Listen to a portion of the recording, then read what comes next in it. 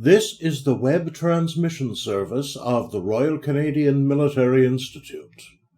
On October the 18th, our Defence and Security Studies program hosted an evening with Toronto security consultant Dr. Andrew McGregor of Aberfoyle Security, a specialist in North Africa, the Middle East, and mercenaries. Dr. McGregor spoke to us about the shadowy and nefarious Wagner Group of Russian guns at the Kremlin's disposal. Where's the Sergeant Major? There we go. Silence in the ranks! A familiar refrain for many of us, I'm sure. So good evening. It's my pleasure to welcome you here tonight to the Royal Canadian Military Institute. I'm Dan Eustace, and I'm the Director of the Defence and Security Studies program here at the RCMI. It's great to be back in person. This is our second event, live in-person event in so many months. And it's wonderful tonight to welcome Dr. Andrew McGregor here to talk to us about a very, very interesting subject that I'm sure you have seen in the news recently. Let me take a moment to read a short bio of Andrew's. He is the director of a Toronto-based Aberfoyle International Security, AIS. He received a PhD from the University of Toronto's Department of Near and Middle Eastern Civilizations, and is a former research associate of the Canadian Institute of International Affairs. From 2007 to 2014, he was senior editor of the Global Terrorism Analysis Program of the Washington, D.C.-based Jamestown Foundation. Andrew is the author of A History of Darfur, published by Cambridge University, and A Military History of Modern Egypt, published by Prager Security International. I can attest to the fact that Andrew has written over 800 articles on international military and security issues. If you look at his website, Aberfoyle, the sheer scope of what Andrew has written about is incredibly impressive. It's an amazing archive for those of you who are interested in these issues, and obviously the fact that you're here tells me that you are.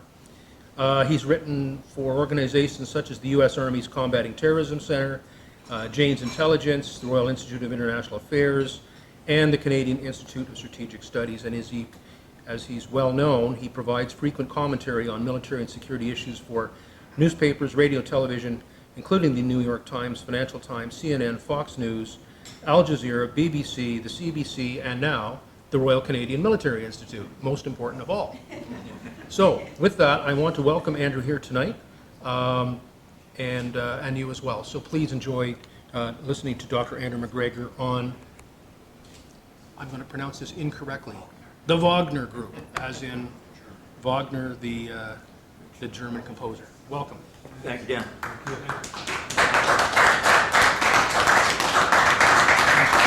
trip on the cords. Don't trip on the cords, that's the key. I'll sit right here. Well, thank you, Dan, for your kind introduction. Good evening, ladies and gentlemen. Very nice of you to come out on this very damp evening. As Dan was saying, I'm going to be talking about the Wagner Group of Russian mercenaries, which I think we'll find out tonight are not necessarily Russian, not necessarily mercenaries, and not necessarily a group.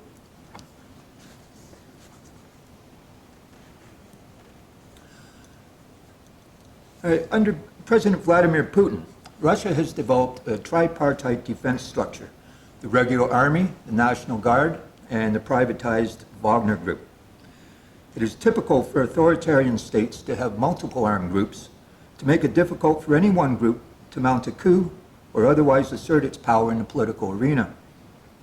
All three of these are led by close personal friends of the president. Defense Minister Sergei Shoigu goes on vacation with Vladimir Putin. The National Guard chief is his former judo instructor, and the Wagner Group is led by his caterer. Wagner, however, is more of a network than a group. Most importantly today, it is a source of manpower at a time when the Kremlin fears the political effect of announcing a mass mobilization to complete the conquest of Ukraine. Activities of the network include military operations, support for authoritarian regimes, disinformation and propaganda, suppressing democracy movements, and the exploitation of natural resources through mining and forestry operations carried out by companies belonging to Kremlin insiders. Access to energy or mineral resources is the most common way of paying Wagner leaders for their services.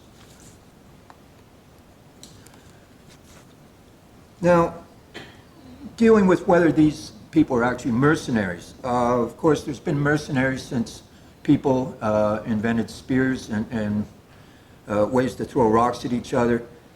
I think for most of us, when we think of mercenaries, these are the kind of people we're thinking about, that we're familiar with, especially the Congo mercenaries. Some of these individuals might be familiar to you. You've got Bob Denard up in the top left, Frenchman, occasionally worked with French intelligence services until he kind of went coup happy, tried to take over the Comoro Islands 4 times.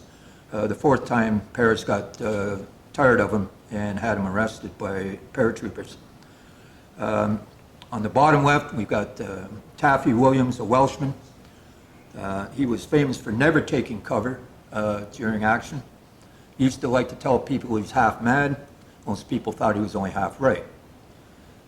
Beside him, we have Mad Mike Hoare, an English mercenary, who wasn't really mad, pardon me, and actually developed very innovative tactics for fighting in Africa bush conditions. In the middle, Siegfried Mueller, veteran of the Eastern Front, always wore his Iron Cross when he was working in the Congo. Bottom right, Blackjack Schramm, a Belgian planter turned mercenary. And at the top right, Rolf Steiner, former Hitler Youth, former French Foreign Legion, was head of the Biafran forces, and then went to fight with the South Sudanese rebels, where he was arrested, terribly tortured, put on a show trial, and then deported to East Germany. So let's call these the Coke Classic mercenaries. So here's the issue. Are the Wagner fighters real mercenaries? Of course, many things have changed since the days of the Congo. Mercenaries now tend to be less focused on personalities. There's much more of a corporate structure for their organizations, and they like to call themselves private military companies rather than mercenaries. So the important thing, and the reason I have problems with calling it the Wagner Group, is because there's really officially no such thing. The PMCs are illegal in Russia. Kremlin always points this out. And when they want to, they can impose very severe penalties for mercenary activity. They're not true mercenaries in the sense that they're not for hire without Moscow's approval. Agents of Russian military intelligence, the GRU, or the Federal Security Service, the FSB, usually supervise Wagner operations. And just to finish it off, the president of Mali stated that when he tried to hire Wagner personnel, he had to deal exclusively with the Russian Defense Ministry.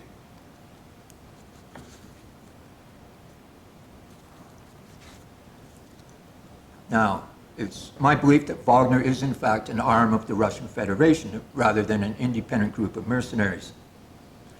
Wagner personnel trained at bases adjacent to Russian Special Forces bases. Moscow provides diplomatic cover for the group. Wagner personnel are always transported by Russian Defense Ministry transports. They're wounded fighters treated by the Russian military healthcare system. Wagner members actually receive Russian Federation decorations for courage in the field. In Ukraine, Wagner fighters have been participating as integrated parts of assaults made by the Russian main force, the Russian regulars. And Wagner personnel are even invited to march in Russian Victory Day parades. Now, you can't really imagine some of our classic Coke mercenaries having any of this kind of support. These new Coke mercenaries are clearly a different kind of beast altogether.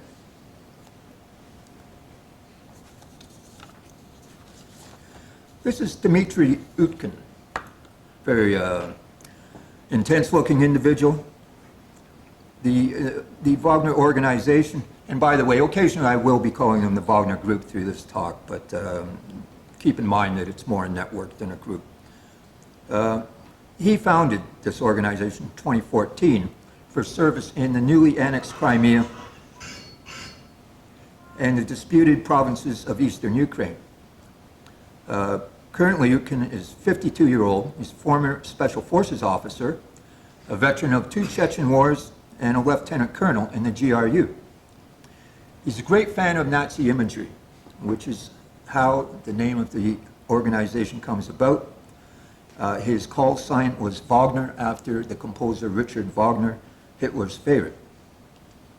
Utkin is said to be a practicing Rodnover. Part of the greater neo-pagan movement, Rodnovers worship many gods, ancestors, and nature spirits. The movement is especially strong in the Donbass region, and many followers there have joined pro-Russian militias. Utkin was badly wounded in fighting against Ukrainian forces in 2014 and has made only rare public appearances since. So on the left we have a picture of him showing his Nazi tattoos. He's got SS runes on both collars, and on his chest he has the Nazi eagle with the swastika underneath.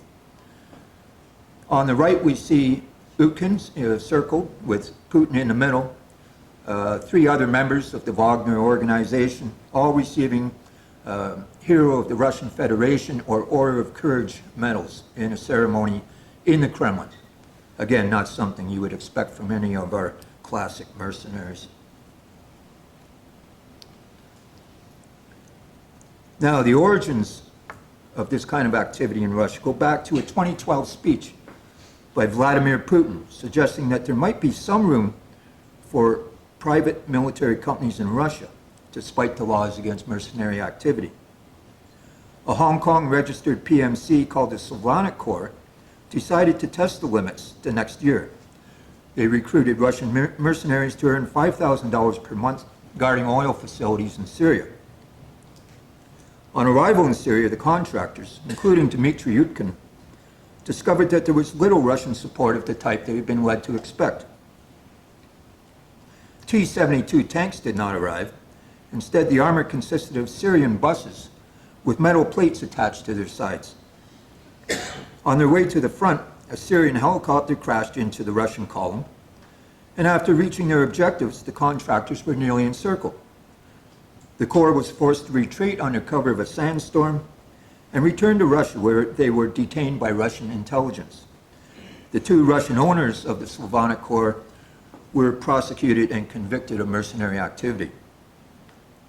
Though this deployment was a disaster, it did inspire Kremlin insiders to form a new private military force, this time enjoying material support from the Ministry of Defense and direction from the GRU. With no official existence, this force could be used to further the financial interests of Kremlin insiders abroad and, to a lesser extent, Russian national interests. Plausible deniability for their activities was the main attraction in its formation. Uncomfortable questions about the methods and tactics of Russian soldiers abroad could be easily rebuffed by Kremlin officials who deny any association with the private military firms. There we see the Slavonic Corps in Syria. In the top right, some of their improvised armor, a couple of pickup trucks, a few metal plates on them. Those turrets, to me, appear to be made out of wood, which wouldn't offer much protection, I don't think. Please note their emblem. That's a traditional pagan sun symbol that we'll see used by many of these mercenaries. They have quite a connection with the neo-pagan movement, as I've mentioned. Here's a fellow that's in the news quite often now, Yevgeny Prigozhin. He's widely acknowledged as the administrative leader and financier of the Wagner network. Prigozhin does not have the background that one would normally associate with the head of a private military company. The Wagner chief began as a St. Petersburg sausage wholesaler and then opened a restaurant frequented by Vladimir Putin. The two formed a friendship that led to Prigozhin obtaining the Kremlin's catering contracts.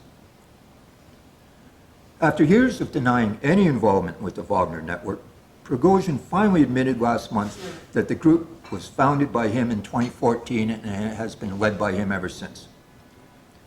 The intention of their creation, according to Prigozhin, was to protect ethnic Russians from an alleged Ukrainian genocide in the Donbass region.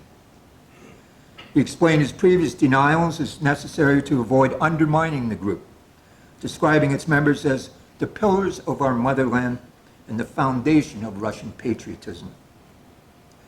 Lately, Prigozhin has made public attacks on Russian Defense Minister Sergei Shoigu, blaming him for Russia's battlefield difficulties. In a signal that such dissent is unwelcome, Wagner's media chief was recently dragged from his car and beaten by National Guard soldiers.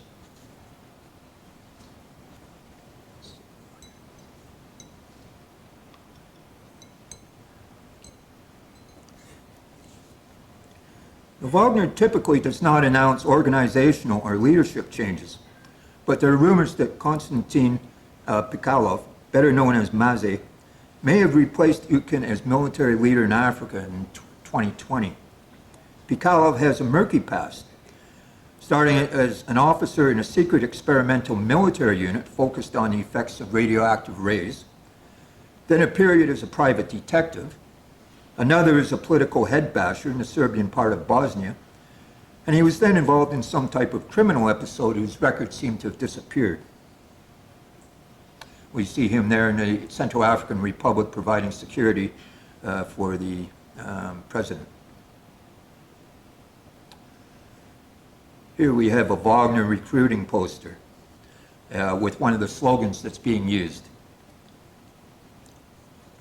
Under normal conditions, recruits must be between the ages of 24 to 50 and be citizens of any country other than Ukraine or member nations of the EU or NATO. Convicts are welcome unless they've been charged with terrorism or drug smuggling. Prospective recruits are offered roughly US $4,000 per month, much higher than the pay in the regular army. The catch is that except for subsistence payments, the bulk of the money is only paid out on completion of an operation. This does not exactly encourage a commercial military enterprise to see to the welfare and survival of its personnel. Promises are made to provide ample compensation to the families of killed Wagner fighters. However, these promises are only verbal and cannot be contested in the case of non-payment. If the families of killed personnel talk to the media, all compensation is canceled. Relations between the contractors and the Russian regular army are aggravated by a Wagner recruiting drive that emphasizes the difference between the heroic and capable Wagner contractors and the corrupt and inefficient regular army. Firefights between Wagner troops and Russian special forces over the division of loot have been reported. The network now recruits in Russian prison colonies with promises of high salaries and eventual pardons. A record of violence is now considered an asset. Prigozhin has warned inmates that 80% of volunteers are unlikely to return. He may not be far off. The ex-prisoners are given poor equipment and little training. Like the Russian penal battalions of World War II, their main function is to make frontal assaults on Ukrainian positions, forcing the Ukrainians to fire back and reveal their positions to Russian artillery observers. Deserters are instantly killed by other Wagner personnel. According to relatives of the convicts, their passports are taken away before deployment and their contracts are not recorded anywhere. Not all Wagner personnel are Russian, though.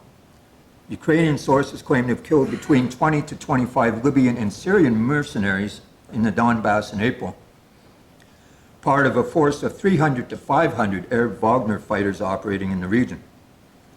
A Syrian investigation this year claimed that few Syrian recruits received the money they had been promised, with nothing going to the families of those killed in various areas of operation. Serbs, Ukrainians, Armenians, Kazakhs, and Moldovans have also worked for Wagner. Lately, Kazakhstan and several other Central Asian nations have forbidden recruitment of their citizens by Wagner or the Russian army. Central Asians are offered less pay than their European recruits. but are promised a fast track to Russian citizenship. Now, unlike our classic Coke mercenaries, Wagner does marketing. They have developed a statue mold, which they are reproducing and putting around in different places. You can see this is the same statue, identical, but one is in Palmyra, Syria, one in eastern Ukraine, and one in the Krasnodar area of southern Russia. They also make movies. Hard to admire any of our Congo mercenaries making a movie. They actually use Wagner Group members as extras. We have on the left 2021 production, The Tourist. Russian military advisors in the Central African Republic defend locals against bloodthirsty rebels. This was produced in both Russian and Sango, the lingua franca of the Central African Republic. The next year we had Granite, which depicts Wagner Group fighters battling Islamic militants in the Cabo Delgado region of Mozambique. And I just learned this week there is now a third movie dealing with Wagner fighters in eastern Ukraine. It's called Best in Hell, coming to a theater near you. Now, as I said, this is really more of a network than a group. Part of the network is Task Force Rusich. Describes itself as a sabotage and assault reconnaissance unit. It provides a home for more ideologically driven fighters. It's led by Alexei Milchikov, left and center, and Jan Petrovsky on the right. Now, the task force grew out of paramilitary training offered by the Russian Imperial Legion, the armed wing of the Russian Imperial Movement, which seeks to reincorporate Ukraine and other territories in a new Russian empire. Both Rusich and the Russian Imperial Movement have close ties to various European neo-Nazi groups. The force was active in Ukraine in 2014-15, where it's still under investigation for war crimes. Members have since fought in Syria and elsewhere before returning to eastern Ukraine this year. They're well known for proudly posting videos of mutilation, torture, and other atrocities to social media. There's evidence that Rusich has used Russian Defense Ministry facilities and aircraft in its training. There you can see our neo-pagan sun symbol again, which is used by Rusich. In the photo just below that, we have Milchikov, second from the right, with the flag of the Russian Imperial Legion. Milchikov is kind of a mild-looking individual, but he's really kind of a psycho. In 2015, he filmed himself killing and eating a puppy. He's spoken of how interesting it is to kill people, comparing it to hunting. Last month, he called for the mutilation and torture of Ukrainian prisoners before killing them, helpfully offering ideas for various tortures. So we saw the recruiting poster promising a nice tour of various countries under the guidance of the Wagner Group. So let's take that tour, and we'll start in Syria. In 2015, the Wagner Group shifted its operations from Ukraine to Syria, fighting alongside pro-government forces and guarding oil fields. The Syrian deployment became Wagner's largest, with some 5,000 contractors in the field. Russian services were compensated by shares in oil and gas fields captured from Islamic State forces. Wagner personnel were originally intended to function as advisors, fire coordinators, and forward air controllers, but they were ultimately thrown into combat situations alongside the Syrian army after repeated failures by the unmotivated Syrian infantry. The expendable Russians took heavy losses in the process, partly due to outdated military equipment. I just mentioned one of these Wagner units in Syria, the Carpathians, consisted of roughly 100 Ukrainians. In one notorious incident, filmed on the orders of Dmitry Yutkin. Wagner personnel tortured, shot, and beheaded a Syrian deserter. The main weapon used on this unfortunate individual was a sledgehammer. Rather than back away from their involvement, Wagner recruiting posters now proudly feature fighters holding sledgehammers. The Syrian man's family has launched a lawsuit in Moscow against 6 men in the first attempt to try to hold Wagner personnel accountable. Dmitry Yutkin was sanctioned by the European Union for his role in the murder.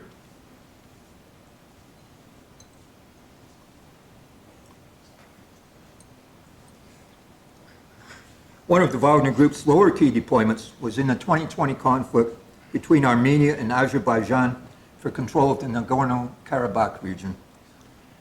As many as 500 Wagner fighters fought for the Armenian side and played a major role in the Battle of Susha. The Russian presence may have helped persuade Azerbaijan to halt its offensive in the region. Hundreds of Wagner personnel arrived in Venezuela in 2019 to provide security to the pro-Russian president, Nicolas Maduro, during intense demonstrations against his regime.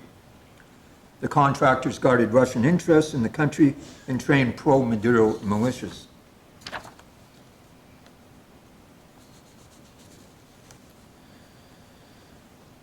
Russia began making strong inroads in Africa during the administration of Donald Trump, who famously described Africa's resource-rich nations as shitholes of no interest to the United States, pardon my presidential language. Left to confront the growing Islamist violence in Africa without American assistance, France found itself villainized in Africa through disinformation campaigns and a growing Russian military presence that ignores questions of sovereignty or human rights. Though the French have withdrawn substantial garrisons in Mali and the Central African Republic, they still maintain some 3,000 soldiers in other parts of the Sahel as part of their 9-year-old counter-terrorist operation.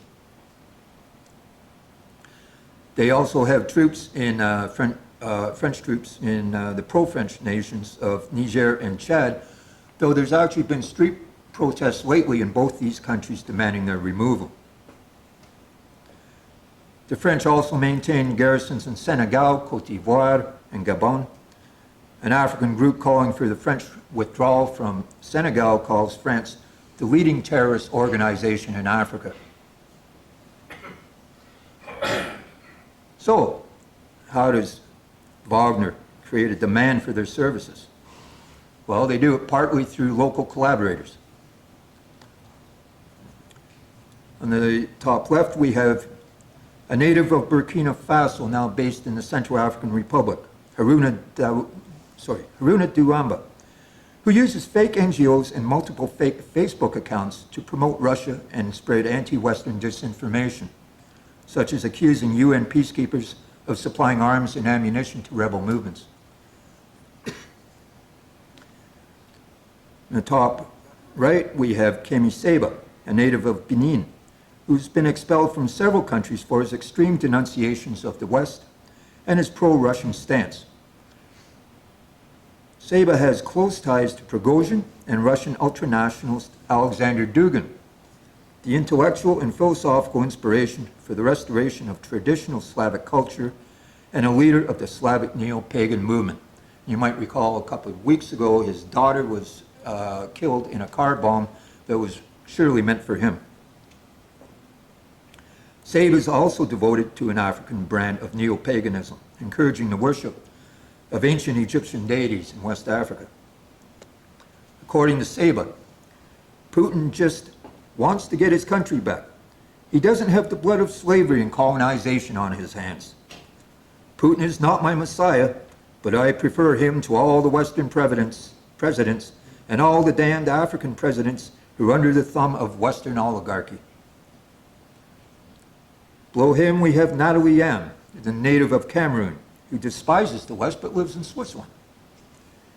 She's a prominent critic of France and the West on social media channels. With close ties to Kemi Seba and Prigozhin-run foundations, Yam continues to praise Russian military operations in Ukraine. And finally, bottom left, we have Adama Diarra, who leads the pro-Russian Yerowola movement. His ties to the Wagner network, is a strong supporter of the new Malian military government, and organizes most of Mali's pro-Russian demonstrations. This movement is financed by Lobaya Invest, a Prigozhin-run resource company.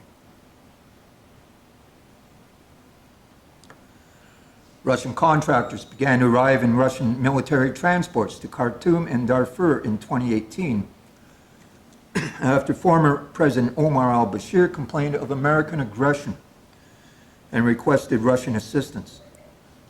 By January 2019, Russians were active in the brutal repression of protests against the Bashir regime, working alongside a violent Sudanese paramilitary known as the Rapid Support Forces.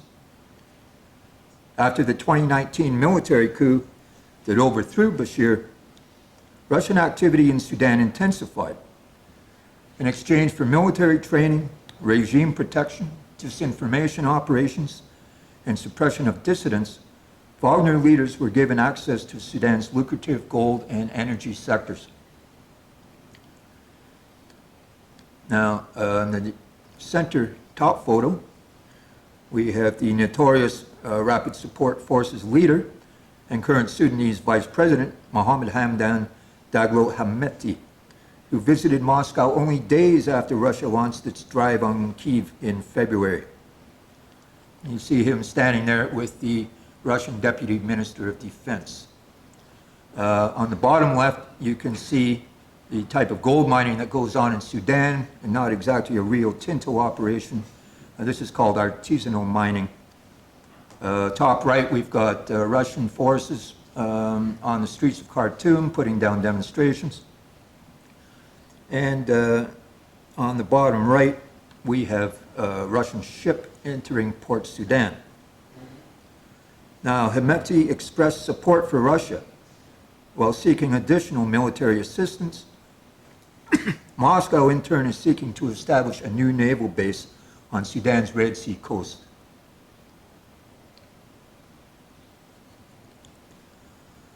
Unable to crush an Islamic State insurgency in the northern province of Cabo Delgado, Mozambique began looking for a private military company to help. Eventually, Maputo engaged the lowest bidder, the Wagner Group, in 2019. New deals allowing Russia to extract natural gas from the nation's vast reserves followed soon after. The Russians failed miserably in Mozambique, a country that once had strong ties to the former Soviet Union. Knowing little about the terrain of northern Mozambique, the Russians were subject to repeated ambushes. Communication and coordination with local forces was poor due to language differences in the former Portuguese colony, and relations soon soured. At least a dozen Wagner contractors were killed in Mozambique, 4 of them beheaded by insurgents. Retribution was inflicted on the civilian population, with villages burned to the ground and women and children slaughtered. A humiliating withdrawal followed, and since then, an official South African-led military mission has had far more success in the region.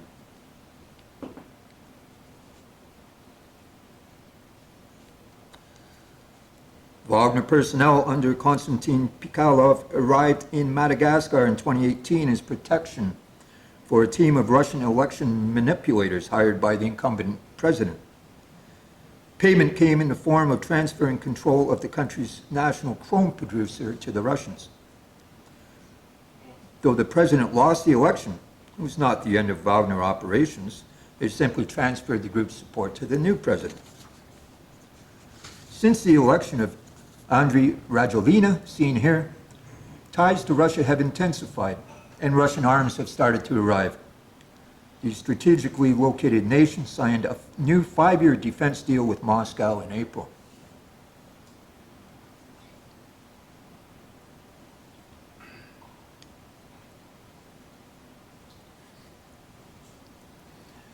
Members of the Wagner Group arrived in Libya in 2018, providing technical assistance and participation in combat operations. Under GRU supervision, the contractors, led by Alexander Kuznetsov, established bases in Benghazi and Tobruk. The force included hundreds of Syrians as well as fighters from Belarus, Moldova, Serbia, and Ukraine. Covert funding of Wagner operations in Libya was supplied by the United Arab Emirates. In Libya, the Wagner Group supported the ambitions of General Khalifa Haftar, a former CIA asset now closely tied to the Kremlin. Russian warplanes were stripped of their markings and deployed at Al Jufra Air Base in the Libyan interior and flown by Wagner personnel. The contractors joined Haftar's Libyan National Army in their occupation of Libya's Saharan oil fields. They also served as a conduit for Russian arms supplies. Kuznetsov, the Wagner chief in Libya, was a major in Russia's special forces until he was convicted of kidnapping and robbery in 2010 and sent to a Russian prison colony. Paroled in 2013, he became one of the first officers in the newly formed Wagner Group. The Russians offered artillery and sniper support to Haftar's 2020 offensive on the internationally recognized GNA government in Tripoli. Heavy losses were suffered during the offensive and Kuznetsov was wounded, but Russian howitzers and snipers using banned hollow point rounds caused many problems for the defenders.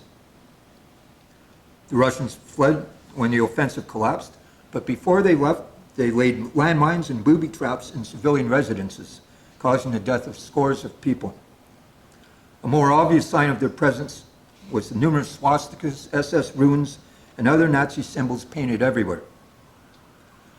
When the Russian invasion of Ukraine first began to sputter, over half of the 2,200 Wagner personnel in Libya were withdrawn to Russia. Most of those who remained pulled back from the coast to the more defensible Al Jufra Air Base, where they remain today. In Burkina Faso, growing anger with the government and their French allies over their inability to quash the Islamist insurgency there led to a military coup in January of this year. The coup was led by Colonel Paul-Henri Damiba, who had tried to convince the former president to expel the French and hire the Wagner Group in their place. Unsurprisingly, a Wagner representative offered Russian military training the day after the coup. Colonel Damiba was himself overthrown by a military coup led by Captain Ibrahim Traoré at the end of September. Damiba was accused of remaining too close with France instead of partnering with Russia. On October 1st, protesters carrying torches and Russian flags attacked the French embassy and set it on fire, as you can see here. Anti-French anger was stirred up by the junta, which claimed French troops were harboring Colonel Damiba to enable him to mount a counteroffensive. Meanwhile, Prigozhin extended his warm congratulations to the new president for tossing off the yoke of the colonialists.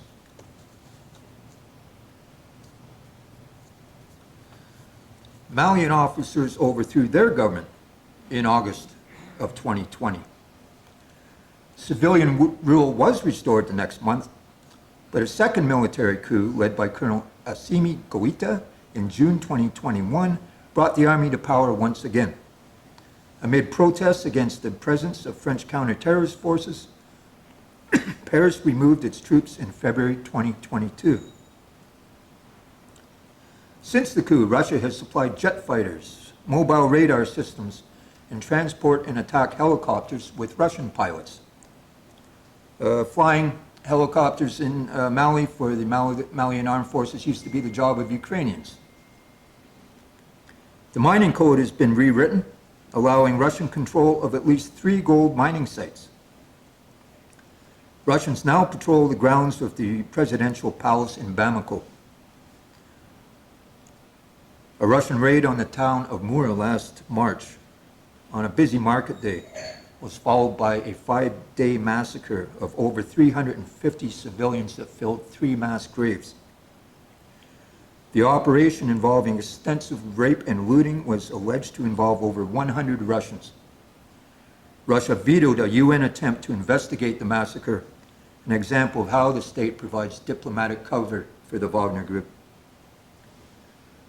However, routine use of torture and murder as tactics has begun to alienate Malians, who are hoping for a more effective campaign against regional terrorist groups. The Russians have taken heavy losses through ambushes, a consequence of operating in unfamiliar terrain. Likely encouraged by Wagner disinformation experts, authorities in Mali claim French aircraft are collecting intelligence for the jihadists and delivering them shipments of arms.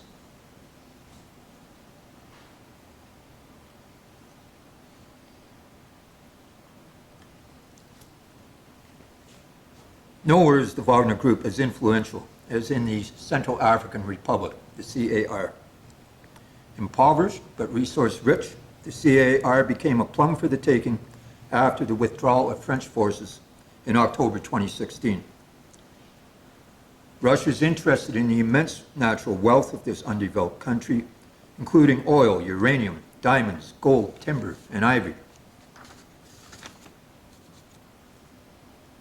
As rebels took control of 80% of the country after the French withdrawal and threatened the government in Bangui, Wagner contractors began to arrive in 2018 to support President Touadér and bring a close to the decade-old civil war. A CAR-Russia defense agreement was concluded, and mining concessions soon flowed to Prigozhin-associated mining operations. The Russians helped drive back a January 2021 rebel offensive that nearly reached the capital. By May 2021, Wagner forces were pursuing rebels across the border with Chad. A serious incident followed when Russians abducted 5 Chadian border guards who were later found murdered and decapitated.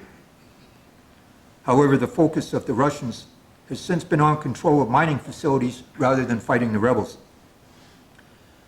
There are even suspicions that the Russians have made side deals with the rebels for access to diamond mines in rebel-held territory.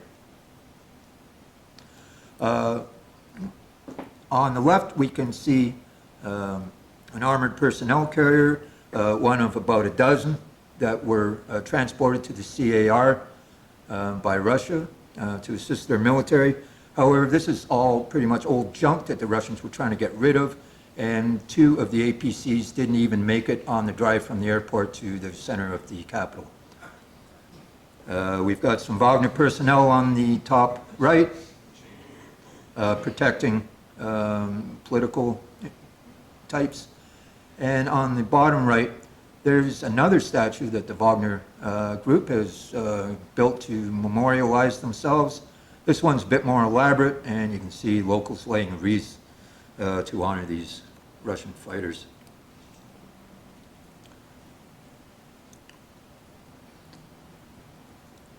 With the support of the regime, Wagner Group operatives took control of the training and operations of the CAR military.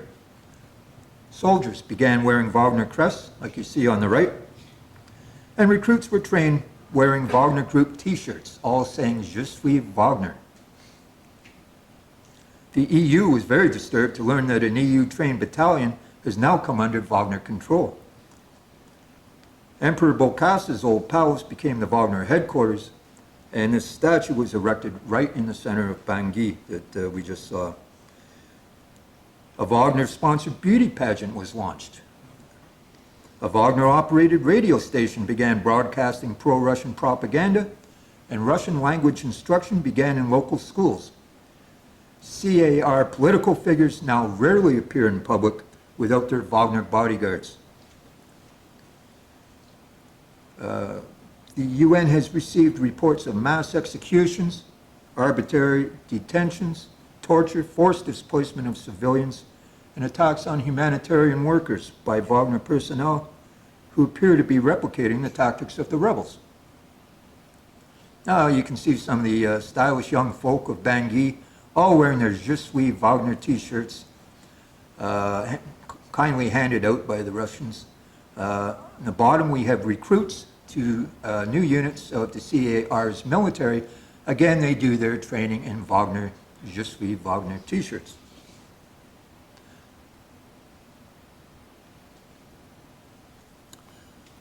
Wagner fighters began to attract a lot of attention in Russia once they returned to Ukraine this year.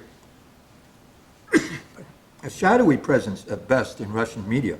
before the invasion of Ukraine, they are now commonly the focus of special reports and unverified claims that they are responsible for many of the more successful Russian military operations. A European authority estimated there are as many as 20,000 Wagner Group fighters in Ukraine, supported by recruits from Syria and Libya. Since the start of the Ukraine war, the Russian Defense Ministry has tightened its control of the Wagner network. Wagner personnel in Ukraine are often pressed to relieve regular army losses. In these conditions, training is very limited, leading to poorly equipped fighters suffering heavy casualties. American sources put the total loss of Wagner fighters as roughly 5,000 by early August. It's surely far greater than that now.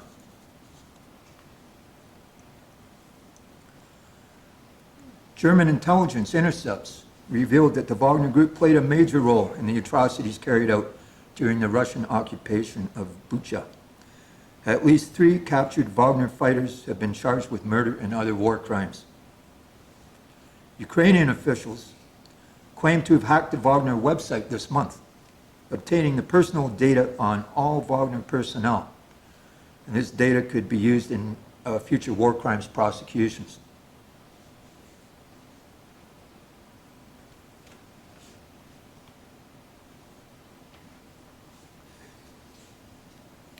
In mid-August, Ukrainian forces struck the Wagner headquarters in Popasna, home to an estimated 1,000 contractors. The base's location was accidentally revealed when a Kremlin military correspondent visited and published a photo of the exterior that included a sign giving the address of the nearest bomb shelter. You can see that marked on the left. This gave the Ukrainians the precise location of the facility. The subsequent strike using a U.S. HIMARS rocket system just missed taking out Prigozhin and Dmitry Yukin, who had been there at the base only days earlier. Wagner casualties are suspected to be extremely high.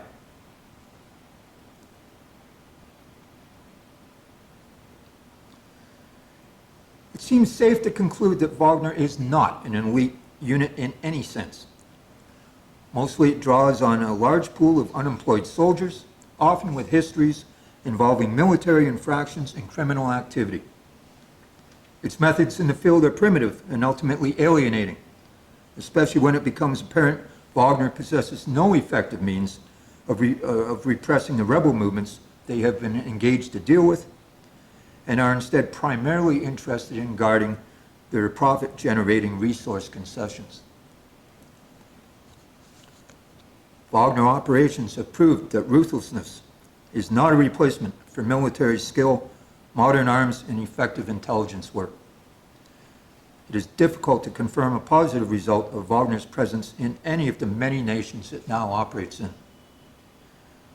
The network's deployment in Ukraine is sharply depleting its manpower, and Russia's enormous losses in equipment will curb its ability to win friends in states seeking military aid.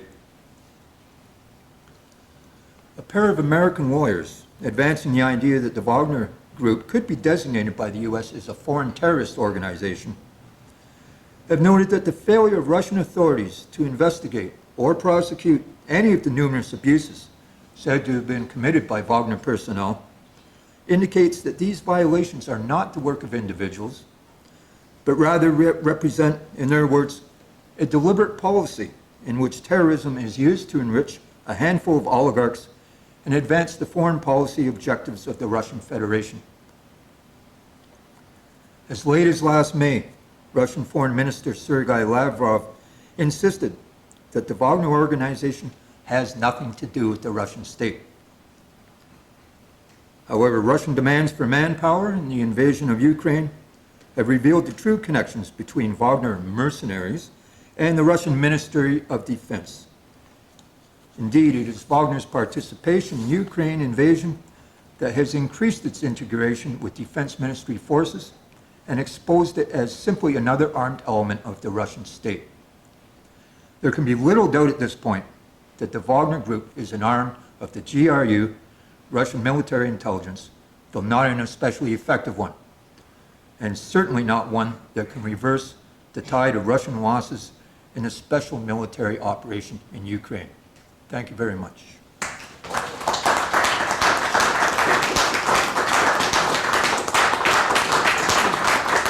Thank you. Thank you. We'll do some questions and answers. absolutely. Yeah. Right. Thank you very much for that, Andrew. That's wonderful. Opportunity now for questions and answers. So please, yeah, you better get some water. Hands up. Mike Clary, yes, follow.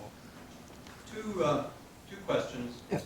One is, does the Wagner Group have, I mean, it must have some kind of a chain of command or military structure. Wondering if you can say anything about that. And wondering if you could say anything more about, and I'm trying to remember the term, the Imperial Russian Organization. Yes. Is it sort of like the brown shirts or the black shirts, or where does it fit in? It fits in as a kind of inspiration to many of the members of the Wagner Group.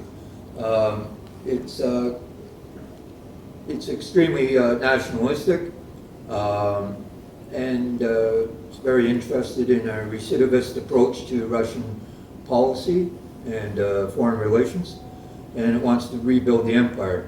For those members of Wagner who are interested in such things, this provides some kind of ideological basis. Of course, there's many people operating under the Wagner name that have little interest in anything except money and violence. As far as the military structure, for individual units, it's the usual thing, privates, NCOs, officers. They tend to have delegated control in each different area of operations under a senior member of the network. If that helps. Thank you. Yes. Jim, do you want to say something? Yeah, thank you. Similar question. There was a very good recruiting speech, and I'm ready to go. I had a few questions first, somewhat similar to this. I look here at references to 300 Spartans, the epiphany of an elite unit in history. Is really this unit an elite unit? Is it comparable to U.S. Army Rangers or something? Or is it simply more some Waffen SS made up of thugs with limited training and more emotional inspiration? Yes. I certainly wouldn't compare it to the SS, at least in the early years of the Second World War, maybe by 1945 when they, like the Russians, were scraping the bottom of the barrel for recruits. Really, they are recruiting now the scum of Russian society to make up numbers. They cannot find qualified personnel to flesh out their numbers, and this business about being comparable to 300 Spartans is simply a fantasy of Prigozhin, who, as I mentioned, has no military experience at all. Great answer. So I missed the first part of your presentation. Sure. I caught maybe the remaining half, not the remaining third. Now, so Wagner Group's a PMC. If you look at other PMCs around the world, let's say Blackwater or Syria and others, right? They have a domestic component where they bring people into the States and they train them at their camps, what have you. Does Wagner have anything like that? Operations in Russia where they bring foreigners and they pay for a fee and Wagner groups have trained them, or it's all foreign, they're working overseas? They do have a substantial training facility in Krasnodar in southern Russia. It is right beside the training facility for Russian Special Forces, which again reinforces the connection between these two groups. I cannot speak to how many foreign individuals might have been trained inside Russia. I imagine that a lot of the Syrians now operating in Central African Republic and even in Ukraine probably received their training from Russian personnel inside Syria. Same with the Libyans. So I would think that the numbers actually brought into southern Russia to be trained there would be on the smaller side. So it's not a main part of the business, so to speak, right? It won't be. Sorry, which part? If, let's say, bringing foreigners into Russia and training them on their soil. Again, this is to flesh out numbers. And as we've seen, these people are not paid on the same scale as the Russian personnel. And if they're killed in action, there's no compensation at all, and very little opportunity to connect with their families or anything else. So I think much like the quality of people they're recruiting from Russia, they're also recruiting some of the lower levels of society in these other nations. I think the obvious disconnect in some respects is they're trying to denazify Ukraine. Yet, you know, they are almost Himmler-like in terms of their reverence of paganism, occult, and the only thing missing here is a castle where they had their secret rituals, right? So maybe you can comment on that. And I mean, the obvious hypocrisy between what Lavrov and Putin are saying about Ukraine and actually I think the obvious conduct of the Wagner Group, which this is out in the air, but it doesn't seem to be sticking to them. It's hard to add much to what you just said. It's it's a very odd choice of people to choose to go denazify another country. It is a massive hypocrisy. I wish it was a bit more exposed in the media, but they don't seem to have the time or energy to look into all this. But certainly, it's just preposterous. The whole notion that this campaign had anything to do with denazifying Ukraine. All the Nazis seem to be on the Russian side.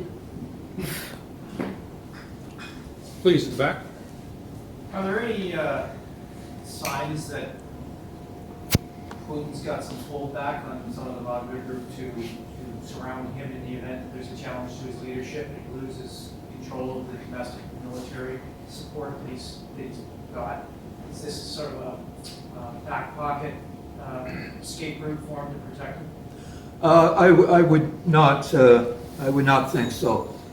This is not a Praetorian Guard, and I certainly wouldn't want this lot protecting me if I was president of any nation. The role that you're suggesting really belongs to the National Guard, which is a fairly recent creation, and relies heavily on Chechen fighters, who are usually much better than the Wagner Group in action. But there's now getting some pushback from Ramzan Kadyrov, the pro-Russian head of Chechnya, who is very dissatisfied with the campaign in Ukraine and has started to join Prigozhin in criticizing the very highest levels of the Russian officer and general command. Please. A question: have the Ukrainians captured any members of the Wagner Group? If they have, how are they treated? Do they come under the Geneva Convention? Do they treated as criminals? That's a good question. They are not covered by the Geneva Conventions. Several have been captured.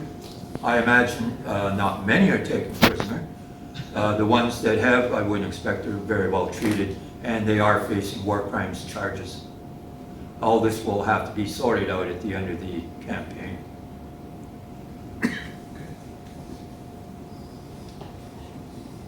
Any others? Please. Just a quick question on a lot of these groups that want that plausible deniability. Do you happen to know anything about Stephen Day or Michael Day if they're setting up something here in Canada like Blackwater? I'm afraid I don't. Okay. All right. Well, I think we may have exhausted the questions, so thank you very much. Once again, let's give a round of applause to our speaker. Thank you very much.